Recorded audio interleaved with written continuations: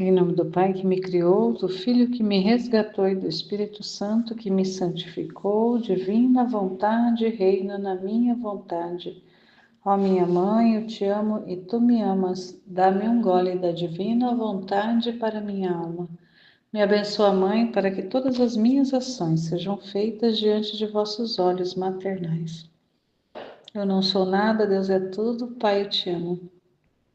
Vinde, Espírito Santo, vinde por meio da poderosa intercessão do Imaculado Coração de Maria, vossa amadíssima esposa e nossa mãe. Amém. Bem, divina vontade, nesta ação que estou a fazer e em todas as ações que farei durante esse dia. Amém, Fiat.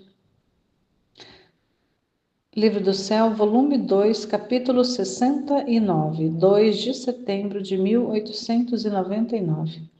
O confessor deixa livre.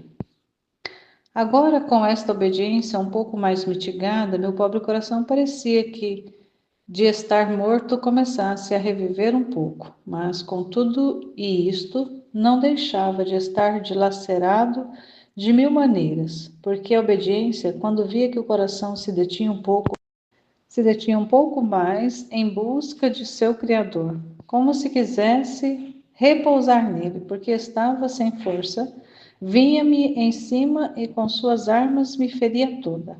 E além disso, esse ter que repetir aquele refrão quando o bendito Jesus se fazia ver, não venhas, não posso conversar porque a obediência não quer, era para mim o mais atroz e cruel martírio. Então, meu doce Jesus, encontrando-me em meu estado habitual, veio e eu lhe manifestei a ordem recebida, e ele se foi. Uma vez, enquanto eu lhe dizia, não venhas, que a obediência não quer, disse-me, minha filha, tenha sempre diante de sua mente a luz de minha paixão, porque ao ver minhas acerbíssimas penas, as suas lhe parecerão pequenas, e ao considerar a causa pela qual sofri tantas dores imensas, que foi o pecado, os menores defeitos lhe parecerão graves. Em troca, se não olhar em mim, as menores penas lhe parecerão pesadas e os defeitos graves os tomará como coisa de nada. E desapareceu. Depois de um pouco veio o confessor e, tendo-lhe perguntado se ainda devia continuar esta obediência, disse-me, não, podes dizer-lhe que o que quiseres e tê-lo quanto queiras. Parece que fui deixada livre e já não tenho tanto o que fazer com este guerreiro tão potente. De outra maneira, esta vez se teria feito tão forte que me daria a morte. Mas me teria feito fazer uma grande ganância, porque me teria unido para sempre ao sumo bem, e não a intervalos, e ter-lhe-ia agradecido. Aliás, ter-lhe-ia cantado o cântico da obediência, ou seja, o cântico das vitórias. Assim que me teria rido de toda a sua força. Mas enquanto dizia isto, diante de mim apareceu um olho resplandecente e belo, e uma voz que dizia: E eu ter-me-ia unido a ti e ter-me-ia agradado de rir, porque teria sido minha a vitória. E eu, ó querida obediência, depois de nos termos rido juntas, ter-te-ia deixado aos portões do paraíso para te dizer adeus e não nos vermos mais. E assim não ter-me-ia que me ver mais contigo, e ter-me-ia cuidado muito bem de não te deixar entrar. Então, essa luta aqui da Luísa com a obediência, ainda no começo, sendo fiel ao que o confessor havia deixado para ela como uma norma ali, como uma regra, para ela não falar com Jesus, para ela não se comunicar com ele, para ela se recusar quando ele viesse, mandar ele embora. Nesse trecho ainda, ele acaba que cede e deixa ela livre para fazer ali os contatos, para conversar com ele, para pedir que ele venha, e deixar ele livre para fazer o que quisesse, quando quisesse. E ela fica toda feliz, até fala que riria da morte, riria da obediência se ela tivesse persistido, porque a persistência da obediência teria levado ela à morte. E o que ela mais queria era morrer para poder se unir permanentemente com Jesus, não mais a intervalos, algumas vezes sim, outras vezes não, mas ela estaria para sempre junto com ele. Então, o desejo dela era esse, ela volta e meia pedia para o Senhor que queria morrer, queria ir para o céu já logo, para poder não ter que ficar ali sofrendo essas penas da privação. E algo que o Senhor vai ensinando também nesse trecho, o Senhor vem ensinando, vem orientando ela e assim a cada um de nós, que para ter sempre diante dela, né, e nós também, da nossa mente, presente diante de nós, como se a gente precisasse escrever num quadro ou pintar em telas e deixar na nossa parede ali, no lugar onde que a gente tivesse acesso o tempo todo, sempre que a gente olhasse, tivesse ali presente a paixão de Jesus, para que nós pudéssemos recordar. Então, essa realidade de ter presente na mente a paixão de Jesus. E quando contemplasse, então, se essa realidade da paixão dele estiver sempre presente, estiver sempre ali, iluminando a nossa mente, a gente vai deixar de achar as pequenas faltas como coisas grandes e o contrário também, muitas vezes faltas grandes como coisa de nada, porque vai ter ali presente essa paixão de Jesus e os sofrimentos, aqueles sofrimentos que são grandes, eles parecerão nada, e aqueles que são coisas menores, que muitas vezes, sem essa luz do Senhor, parecem que são coisas grandiosas, deixarão de ter tanta importância. Na verdade, cada coisa tomaria ali o seu lugar, porque olharia para aquilo que o Senhor sofreu, para as dores imensas que ele viveu na humanidade dele, e essas dores imensas foram todas causadas pelo pecado.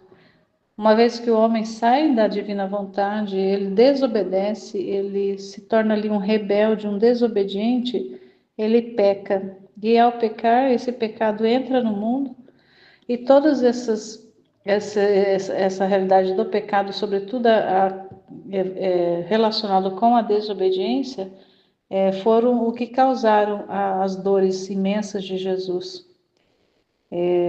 Claro que a gente também, a causa ali principal foi o pecado, foi a desobediência, mas quando a gente pensar nessa realidade, nossa, mas o Senhor também sofreu, ele sofreu por amor de nós, primeiramente por amor ao Pai, para reparar o Pai, para dar glória ao Pai, devolver a glória que era devida ao Pai, e por amor das nossas almas também, foi que ele sofreu tudo isso. Mas a raiz é o pecado, a raiz de tudo que ele sofreu, porque ele poderia ter dado imensas glórias ao Pai sem precisar passar pelo sofrimento e pela cruz. Mas o pecado causou isso, essa desobediência, essa rebeldia do homem, ter saído de Deus, ter se desligado de Deus, fez com que ele padecesse tanto e sofresse tanto. E se a gente tem essa informação presente, saber que ele não sofreu de uma forma conosco, coletivamente, nós não estávamos inseridos num pacote. Então, o Senhor não sofreu pelo coletivo, não sofreu pela humanidade no geral, numa totalidade, mas ele sofreu por cada um de nós de forma individual. Ele sofreu por mim, por cada um de nós. Não foi todo esse sofrimento dele não foi para reparar coletivamente, mas foi para reparar individualmente cada um de nós.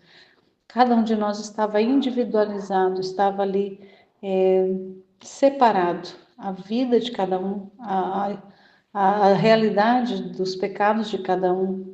Então, a situação de cada um estava presente para ele. Ele não nos via por atacado, mas nos via ali realmente no a granel mesmo, ali no varejo, no individual, no particular. Então, isso é importante também a gente ter presente como que o Senhor, ele fez essas reparações, tudo que ele viveu, tudo que ele passou, a sua paixão toda, de forma individualizada. Cada um de nós estávamos presente.